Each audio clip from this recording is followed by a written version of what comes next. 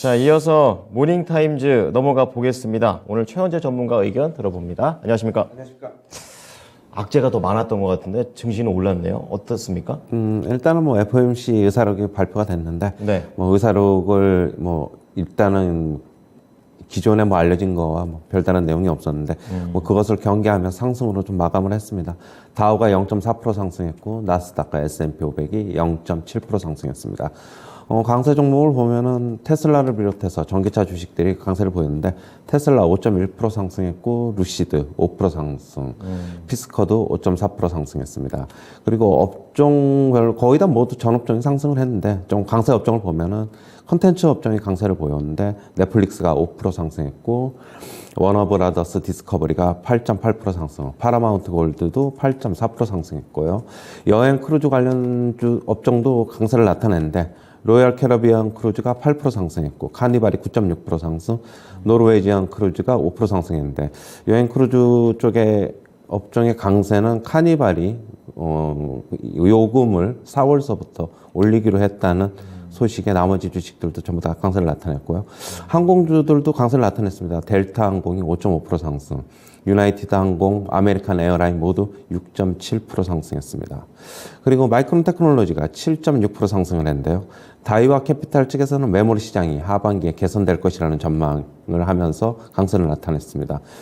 하반기의 강세 전망은 새로운 CPU와 그다음에 중국 경제 회복, 그다음에 XR 헤드셋 출시 효과로 하반기에는 개선될 것으로 본다라고 얘기를 하고 있습니다. 그다음에 FOMC 의사록이 공개가 됐는데 연내 금리 인하 없고 상황 개선될 때까지 더 높은 수준의 금리 유지될 것이다라고 얘기를 하고 있습니다.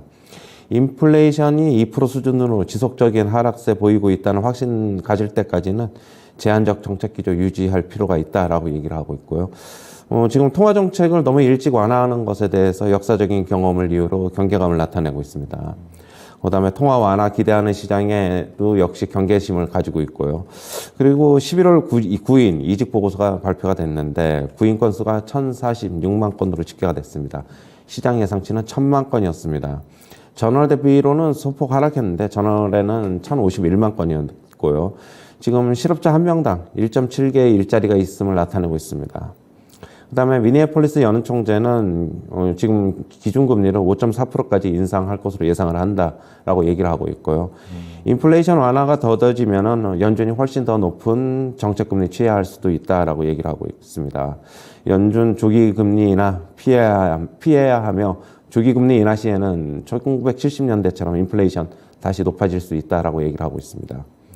지금 그다음에 이제 무디스 측에서는 미국이 이제 경기 침체 대신에 저성장할 것이다라고 얘기를 하고 있고요. 경기 침체는 가까스로 피할 것으로 보고 있지만은 성장률은 거의 뭐 0%에 가까울 것이다라고 얘기를 하고 있습니다. 내년까지도 저성장을 전망을 하고 있습니다. 그다음에 JP 모건 측에서는 S&P 500이 3,600까지 하락할 것이다라고 얘기를 하고 있는데요. 기업 이익에 대한 기대치가 너무 높고 연준이 금리 인상을 지속할 것이다라는 것이 2위입니다. 국내 증시는 오늘 소폭 등락할 것으로 보고 있습니다. 네.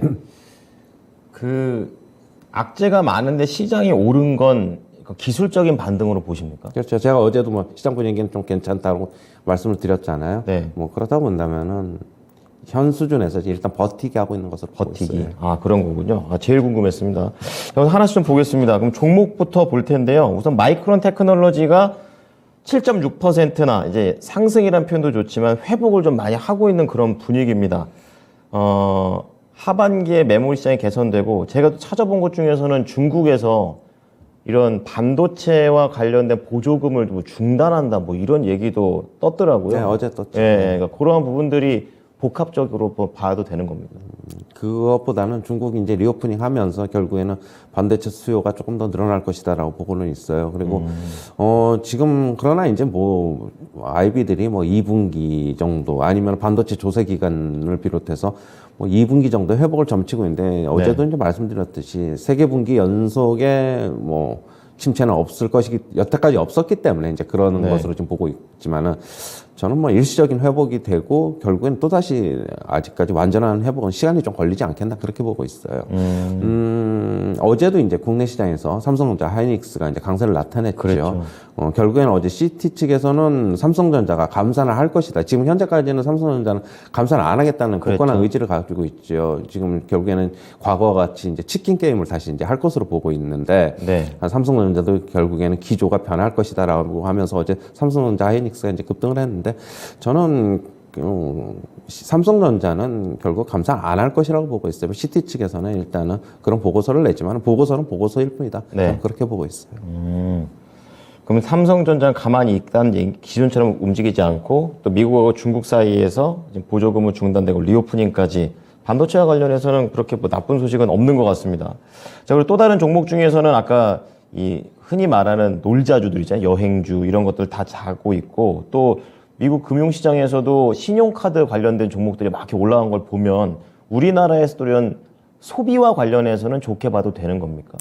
글쎄요. 어제 이제 이런 콘텐츠, 여행, 항공주의 강세 같은 경우에는 저는 이제 결국에는 중국 관련하고 같이 좀 엮어봐야 된다. 뭐 소비의 뭐 증가를 기대하는 것보다는 네. 저는 그렇게 묶어서 보고 있습니다. 어제 상승은 우리나라 증시하고 뭐 연관을 짓는다면 이런 쪽에 같이 연관을 지을 수 있지만 뭐 소비의 증가를 기대한다? 저는 그건 아닌 것 같습니다. 그렇군요. 자, 그럼 이슈 좀 넘어가 보겠습니다. 의사록은 뭐 연내 금리 인하 없다. 아는 얘기 쭉 나왔었는데요. 시장에서는 이런 거에 대해서 충분히 반영을 했다라고 볼 수 있는 거죠. 그렇죠. 지금 보면 반영을 하고 있고 지금 하지만은 계속적으로 아이비들 측의 의견과 연준의 의견이 좀 틀리다. 그러면서 시장은 혼란을 겪고 있는 것으로 보고 있어요. 아이비들 측에서는 연내에는 뭐 금리 인하 있을 것이라고 보고 있고 심지어 뭐 제레미 시걸 교수 같은 경우에도 연내 금리 인하 할 것이다라고 보고 있고요. 네. 연준은 결국에 연준이 지금 금리 인하는 섣불리 얘기할 수 없는 거는 지표를 계속적으로 확인을 해봐야 되겠지만은 자기네들의 목표치, 인플레이션 목표치가 2%인데 과거에 어제도 말씀드렸듯이 인플레이션이 조금 잡혔다고 해서 다시 금리를 인하를 하면은 과거에 같이 1970년대 같이 인플레이션이 다시 되살아나면서 인플레이션 급등을 할 수 있다. 예전에 그 아픈 경험을 갖고 있어가지고 스탑앤고 정책을 저도 펼치기는 좀 힘들지 않을까 그렇게 보고 있어요. 그러면 투자자 입장에서는 조금 안전하게 연준 의견을 좀 따르는 게 더 좋은 건가요? 지표를 확인해야 되겠죠. 계속적으로 CPI를 확인해 봐야 됩니다. 지금 현재는 연준이 금리 인하는 없을 것이라고 하고 있지만 만약에 인플레이션이 급격히 낮아져가지고 2%대로 들어온다면은 네네. 그리고 성장을 못하고 경기를 부양해야 될 필요가 있다고 한다면은 그리고 노동시장 경우도 체크를 해봐야 되겠죠. 저성장을 하고 있지만 노동시장은 여전히 뭐 견조하게 돌아간다면은 금리 인하 없을 수도 있고요. 만약에 네. 실업률이 연준이 목표하는 것처럼 4.56% 정도는 간다면은 결국에는 성장도 나빠지고 그다음에 CPI 잡히고 그러면 금리 인하는 뭐 한두 차례 할 수도 있지 않을까 그렇게는 보고 있어요. 뭐 아이비라든지 연준의 의견을 본다기보다는 이제 제일 중요한 건 핵심은 지표다. 네. 네. 자, 그래서 그 지표와 관련해 가지고 지금 고용 구인이직 보고서가 나왔는데 시장 예상치를 상회했다라는 건 여전히 고용이 뜨겁다라는 건데 좀 세부적으로 어떤 내용들이 좀 있었습니까? 일단은 구인 건수가 전월 대비로는 소폭 하락하긴 했지만 시장 예상치보다는 높게 나왔어요. 그리고 지금 실업자 한 명당 일자리 수가 1.7개이기 때문에 여전히 뭐 일자리는 많이 있다. 많은 거군요. 네, 그렇다고 봐야 되겠죠. 뭐. 네. 하지만 고용 시장은 조금 더 시간을 두고 지켜봐야 됩니다. 지금 계속적으로 매주 뭐 고용 지표가 발표되고 있지만은 네. 결국에는 시간이 흐르면서 얼마만큼 나빠질지는 좀 더 지켜봐야 된다 그렇게 보고 있어요. 네, 고용은 계속해서 뜨겁기 때문에 앞서서 이제 지표 보자고 말씀을 해주셨잖아요. 이제 연준이 고용이라든지 이런 구인 쪽을 많이 보기 때문에 여기가 좀 실업자가 좀 많이 나와야 됩니다. 이러한 부분들을 좀 같이 기준 삼아서 보셔야 되겠습니다. 자, 그럼 여러 가지 인물들의 발언들도 있었었는데요. 그 중에 가장 많이 언급되는 게 미니애폴리스 여론 총재입니다. 제가 이제 그동안 쭉 본 바로는 이분은 굉장히 비둘기파였었는데 이제 뭐 그런 거 의미를 나눌 필요가 있나 싶을 정도로 매파로 변해 있는 상황인데요. 그동안은 쭉 이제 고금리가 장기화되는 거에 많이 포커스가 맞춰져 있는데 뭐 최종 금리를 더 올리는 얘기를 좀 더 하고 있습니다. 그럼 뭐 추가 악재로 받아들여야 됩니까?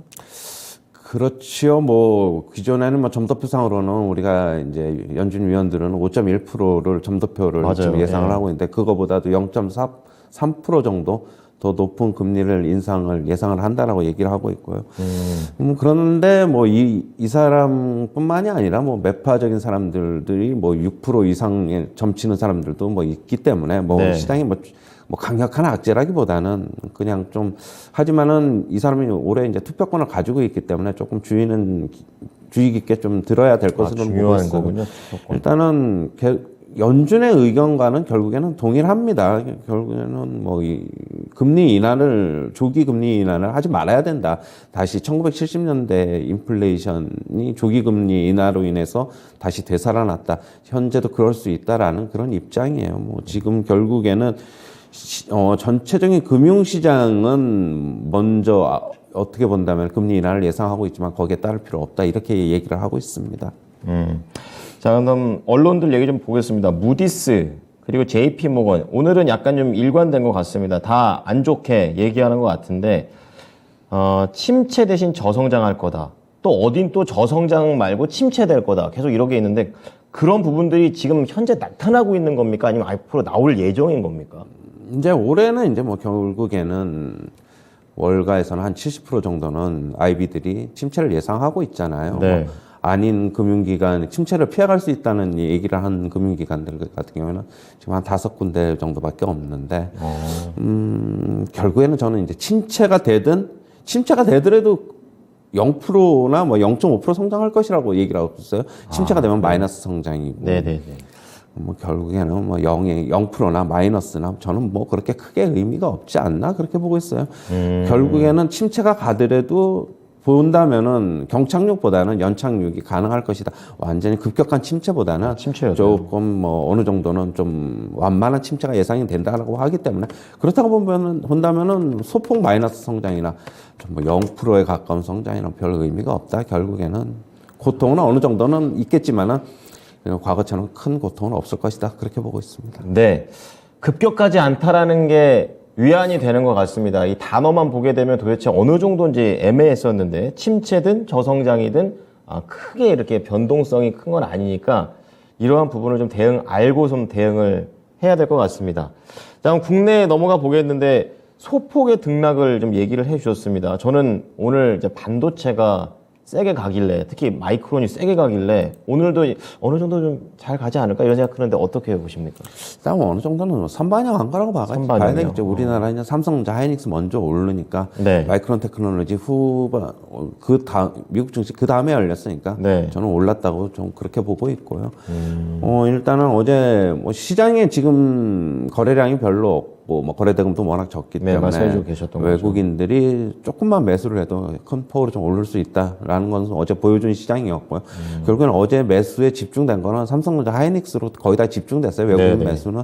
그렇다고 본다면은 여기서 추가적으로 삼성전자, 하이닉스에 저는 일단 쇼커버링이 좀 들어온 것이라고 보고 있어요. 그 이유는 다음 주에 옵션 만기일이 있어요. 그렇다고 본다면은 현 지수대에서 뭐 크게 가기보다는 현 지수대에서 소폭 등락하면서 다음 주 초 길면은 다음 주 초 정도까지는 이렇게 유지될 것이라고 보고 있고 짧으면은 이번 주 말 정도까지만 이렇게 유지될 것이다. 그렇게 보고 있습니다. 뭐 여기서 큰 폭의 상승을 기대하는 거는 아직까지는 좀 무리가 있다.